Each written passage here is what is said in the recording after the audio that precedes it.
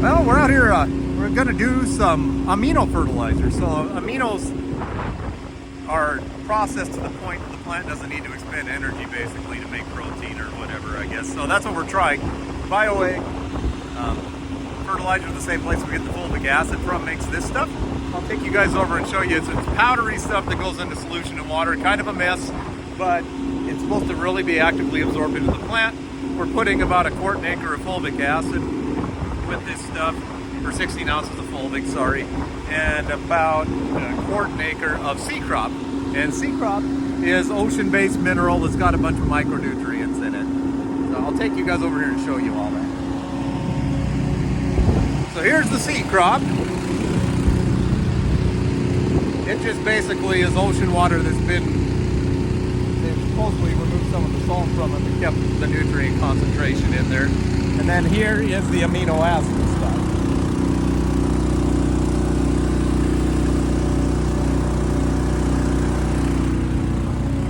You can see how powdery that is.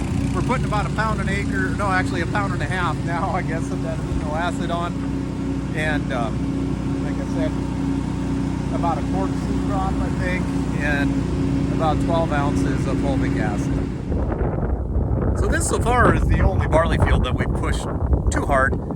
You can see we've got some yellowing out in here, and we're getting some spotting on the leaves that I think actually is nutrient deficiency, not actually a disease. So we're out here with that sea crop. We're going to see in this next video us mixing that up. That is the sea mineral thing that kind of fixes some micronutrient issues. We're using amino-based nitrogen. It's a non-GMO soy-based nitrogen product. So aminos go right into the plant, supposedly don't take as much energy for the plant to convert it into the same product that they would get from nitrogen through a conversion process. So we're putting a pound an acre, or a pound and a half an acre now of amino on here, 2 quarts of sea crop, and about 12 ounces of fulvic acid on this stuff, hoping to kind of force some stuff into the plant to correct it. So I'll show you guys kind of what's going on here. So you can see these barley plants, you can see the brown flecks on these leaves.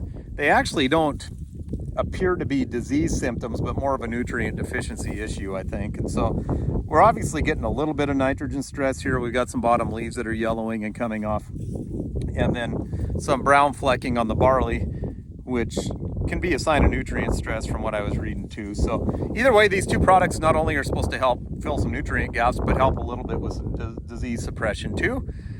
Hopefully we'll give it a little boost and we'll kind of push it through. Interesting thing in this field is we've got about 40 acres of this that's intercropped with peas in the middle of it. It's much darker green than the stuff that's monocrop barley here. So that'll be kind of fun to watch too, how that all plays out.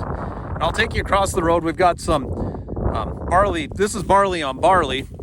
If we're ever going to have an issue, it's always grass on grass if we're going to cut the fertilizer a bunch. Then field across the road's barley on canola. You would assume it would have pulled a lot of nitrogen too, which it did, I'm sure, but there's just the rotational advantage of the broadleaf crop followed by the barley in here. So we'll go look at that. So here we're in the barley on the canola stubble.